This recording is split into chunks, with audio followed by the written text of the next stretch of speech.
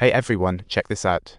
These guys knock a girl out at the bar, pretend to be nice by taking her back to her hotel, and then as her friend turns around, they sneak off with her wallet and phone. What the sneaky switcheroo. They're just after a quick buck, no need to make a federal case out of it. They don't care where the friend went, just how to spin their tall tale. They rushed to the stall, found her stuff clearing them. So, where did the missing person go? Stuck without a clue, the woman can only return her friend's wallet to the police station.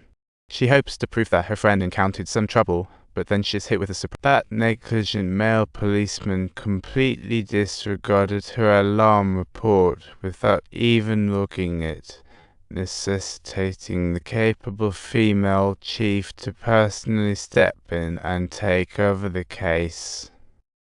After a professional checker, doctors confirm she has no injuries, scratching 2 suspects off the list. However, all leads are as dry as a desert. She resignedly heads back to the hotel to wait for news. Just as she steps in, she hears a strange noise from her room and finds the landlord cleaning up the battlefield. Turns out her room's been booked by someone else.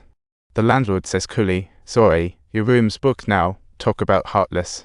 Forced to move to a small room downstairs, she reluctantly agrees, but the landlord's odd behavior starts raising her eyebrows. A question arises in her mind. What unknown secrets are actually hiding behind that strange door? Could they be intricately linked to her friend's disappearance? Before she knows it, night descends quietly. Just as she relaxes for a moment, she grabs her friend's phone and realizes she can't unlock it no matter what, a total headache. She thinks of stepping outside for a breather, when suddenly her husband materializes out of nowhere. Did he just teleport here? Feeling a wave of support, she finds her friend in tears back home, while her husband reassures her everything will be fine. They coolly ponder where her friend might have gone. Things appear to be looking up. However, at this very moment, the unexpected happens inevitably. The coroner's report comes back. Initial findings suggest her friend drowned in the sea. More details are on the way, but the police are gearing up to wrap the case.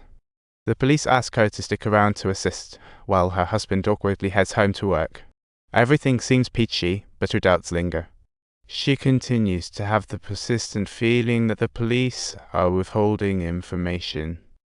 After all, how could a person in perfect health just drown so easily?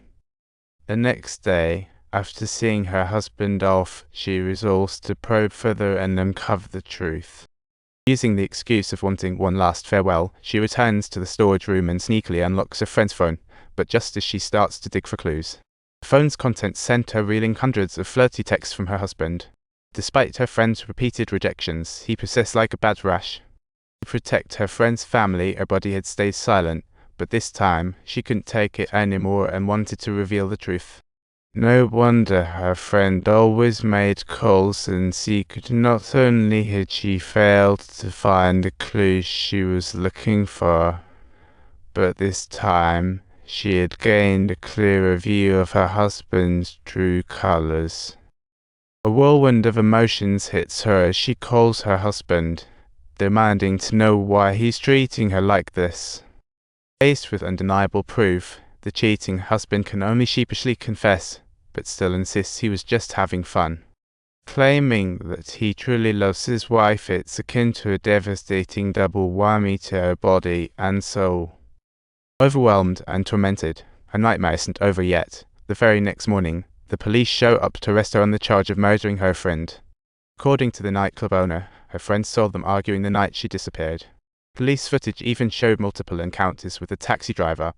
This driver, however, has quite the criminal record, so the police suspect that she hired him to drown her friend out of jealousy after discovering her husband's infidelity. Listening to the police theories, she's utterly shocked, confused by how they know about her husband and friend, but she knows one thing for sure. All these coincidences can't be random. Bailed out by her lawyer, the police released her, dragging herself back to her apartment. To her surprise, she discovers the driver has been waiting for her here for quite some time now. Out of the corner of her eye, she sees the driver not putting in much effort these days. He's pulled by the police. The driver spots her and immediately goes on high alert, as if he's actively avoiding any potential trouble. The driver quickly explains he did stray into gang life back in the day, but turned over a new leaf to avoid putting his family at risk, otherwise he wouldn't be driving a cab. Hearing his reasoning makes her start to trust him, meaning someone might be trying to pin the murder on her. But who could it be? Yet she's still puzzled about how the police figured out her husband and friend's connection until she suddenly notices her reflection and remembers she made that call right here. Thinking once more about the subtle hint given by the bearded officer to the landlord just before he left, a sudden and eerie thought flashes through her mind. Could it be that everyone close to her harbors hidden agendas? Excuse me, do you have the Wi-Fi password? Sorry, just a moment. In that moment, she discreetly slipped off her key when the landlord was looking. Seizing the opportunity, she quietly opened that suspicious door, revealing that the entire apartment is rigged with cameras. She quickly recalls what happened that night. Is just like the thugs said, the person who brought her back wasn't ordinary at all. Her friend clearly left in a yellow taxi, but was quickly returned by a dark-colored private car, and now she's feeling woozy. Hang on. Just when things start getting wild, she hears frantic knocking from outside. She rushes to open the door and make her escape before the landlord realizes, but in a foreign place, she has to hit up the kind driver once more. She knows the landlord will destroy evidence, so she investigates herself. Quickly, she tracks down the taxi driver from that night using footage. To her shock, she discovers her friend went to the police station that night. But why isn't there any record of her report? Who was the mysterious car that brought her back? Deeply lost in confusion, she fails to notice the television in the corner at all, where she has now been listed as the prime suspect in the murder case. Just as she's preparing to turn around and leave, police cars swoop in from all directions, surrounding her.